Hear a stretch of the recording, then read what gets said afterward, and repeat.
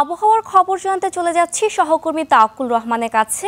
তাওকুল, আজকের আবহাওয়া নিয়ে আপনার কাছে কি তথ্য আছে, আমাদের বিস্তারিত জানাবেন। কালার এক্সপার্ট, জর্জ স্যাপ এবং মাইল্ড অন হ্যান্ডস টেকনোলজি সমৃদ্ধ অরিক্স ক্রিস্টাল ওয়াশ আপনার লন্ড্রি এক্সপার্ট।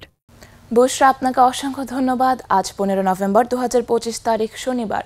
আবহাওয়া দপ্তরের দেওয়া সর্বশেষ পূর্বাভাসে আমার কাছে আবহাওয়ার যে তথ্য রয়েছে সে তথ্য অনুযায়ী উপমহাদেশে উচ্চচাপ বলয়ের বর্ধিতাংশ পশ্চিমবঙ্গ ও তার আশেপাশের এলাকায় বিস্তৃত রয়েছে এবং মৌসুমী স্বাভাবিক লঘুচাপ দক্ষিণ বঙ্গোপসাগর এলাকা পর্যন্ত বিস্তৃত রয়েছে। এর একটি বর্ধিতাংশ উত্তর বঙ্গোপসাগরেও রয়েছে। দেখতে পাচ্ছি সারা দেশে প্রধানত শুষ্ক আবহাওয়া বিরাজ করতে পারে এবং অস্থায়ীভাবে আংশিক মেঘলা আকাশ থাকতে পারে। এছাড়া তাপমাত্রা দিনে এবং রাতে প্রায় অপরিবর্তিত থাকতে পারে।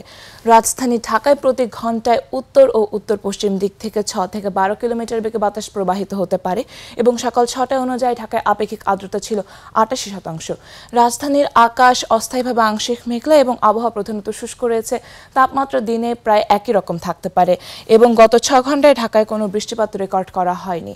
গতকাল দেশের সর্বোচ্চ তাপমাত্রা রেকর্ড করা হয়েছে কক্সবাজারে, যেটি ছিল 33 ডিগ্রি সেলসিয়াস এবং দেখতে পাচ্ছি রংপুরে এখন 23 ডিগ্রি সেলসিয়াস, ময়মনসিংহে 23 ডিগ্রি সেলসিয়াস, সিলেটে 23 ডিগ্রি সেলসিয়াস, রাজশাহীতে 22 ডিগ্রি সেলসিয়াস, ঢাকায় 24 ডিগ্রি সেলসিয়াস, খুলনায় 23 ডিগ্রি, বরিশালে 23 ডিগ্রি এবং চট্টগ্রামে 25 ডিগ্রি সেলসিয়াস তাপমাত্রা রয়েছে। উচ্চ আর্দ্রতার ফলে তাপমাত্রা যেরকম রয়েছে তার থেকে একটু বেশি অনুভূত হতে পারে এবং আগামী কয়েকদিন আবহাওয়া প্রধানত শুষ্ক থাকতে পারে। এছাড়া কোনো উল্লেখযোগ্য পরিবর্তনের সম্ভাবনা নেই। এ ছিল আমার কাছে আবহাওয়ার সর্বশেষ তথ্য। ফিরে যাচ্ছি বুশরার কাছে। তাওকুল, আপনাকে ধন্যবাদ।